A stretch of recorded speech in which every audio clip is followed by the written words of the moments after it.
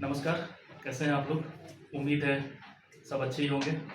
सावन का पवित्र महीना चल रहा है, सब भोले बाबा की कृपा है। आईटीआर का सीजन चल रहा है। एक क्वेश्चन बार बार जो निकल कर सामने आ रहा है, जो जब सरकार ने 12 लाख तक के इनकम को टैक्स फ्री कर दिया तो हम टैक्स क्यों पे करें? तो इसके ऊपर एक क्लैरिफिकेशन मैंने छोटा सा तैयार किया है, आप लोगों के लिए हेल्पफुल होगा। जरूर देखिए, अपने जानने वालों के साथ शेयर कीजिए। फाइनेंस बिल 2024 जब पिछले साल फरवरी में आया था, तो एक चीज हमेशा याद रखिए, जिस भी साल का फाइनेंस बिल जिस भी साल में आता है, उसका अगला साल जो फाइनेंशियल ईयर होता है वो फाइनेंस बिल उसमें एप्लीकेबल होता है।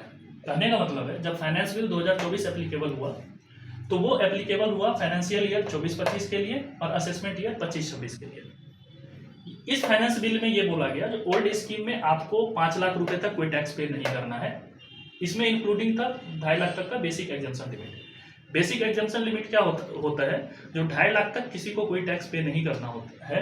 बेसिक एग्जम्पशन लिमिट के ऊपर आपको टैक्स पे करना होता है अगर आपका जो इनकम है वो 5 लाख रुपए से ज़्यादा है। उसी साल के लिए जो हमारी न्यू स्कीम थी उसमें ये बोला गया, जो 7 लाख तक आपको कोई टैक्स पे नहीं करना, उसमें बेसिक एग्जम्पशन लिमिट 3 लाख रुपए की थी।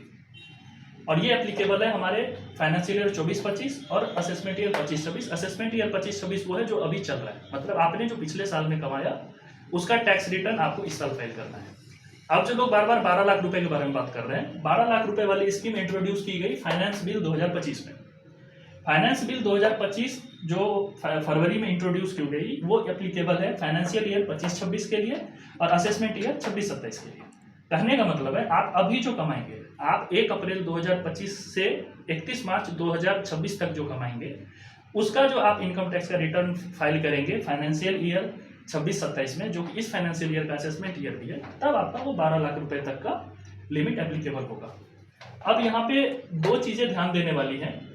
पहला ये, जो अगर आप ओल्ड स्कीम में जो अभी का एप्लीकेबल हमारा असेसमेंट ईयर है 25-26 में, अगर आप अपनी आईटीआर को फाइल करते हैं, तो ओल्ड स्कीम में गवर्नमेंट ने इस बार एक नई मैंडेटरी चीज ऐड करी है। वो मैंडेटरी चीज है डॉक्यूमेंट नंबर। जो हम अपना इनकम कम करने के लिए या फिर जिनके पास प्रॉपर सपोर्टिंग डॉक्यूमेंट्स होते हैं, जिसके बेसिस पे कोई भी अपने इनकम को कम करते हैं, जिसकी वजह से उनको कम टैक्स देना होता है, 2 सबसे मेजर सेक्शन है, एटीसी और एटीडी। गवर्नमेंट ने बोला, जो भैया अगर आपको इन दोनों सेक्शन में आपको डिडक्शन चाहिए, तब आपको डॉक्यूमेंट नंबर देने होंगे। अब जैसे आपका एटीसी में आप डिडक्शन के लिए ईपीएफ का डिडक्शन क्लेम करते हैं, पीपीएफ का डिडक्शन क्लेम करते हैं, एलआईसी का डिडक्शन क्लेम करते हैं, बच्चों के ट्यूशन फी का डिडक्शन क्लेम करते हैं। एटीडी में आप जो मेडिकल इंश्योरेंस पे कर रखा है उसका डिडक्शन क्लेम करते हैं। गवर्नमेंट ने बोला, स्टार मार्क लगा के उसको मैंडेटरी फील्ड कर दिया है, जो आपको अपना उसमें डॉक्यूमेंट नंबर देना होगा। ईपीएफ के केस में मेरी जानकारी के अनुसार आप अपना यूएन नंबर मेंशन कर सकते हैं।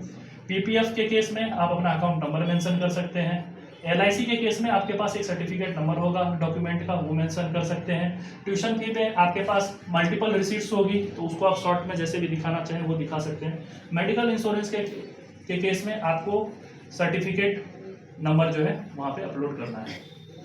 इसके अलावा ये जो हमारा 2.5 लाख से 5 लाख तक की लिमिट है, जहाँ में टैक्स पे नहीं करना पड़ता, वहाँ पे सेक्शन 87A का एक रिबेट मिलता है। इसके लिए हम अलग से बात करेंगे। और अगर आपकी इनकम 12 लाख रुपए से ज़्यादा है, तो बहुत लोग ये बोल रहे हैं जस्ट पूरे पे टैक्स देना पड़ेगा, उसके लिए भी एक अलग क्लॉज है जो सेक्शन 89 में हमारा डिफाइन होता है।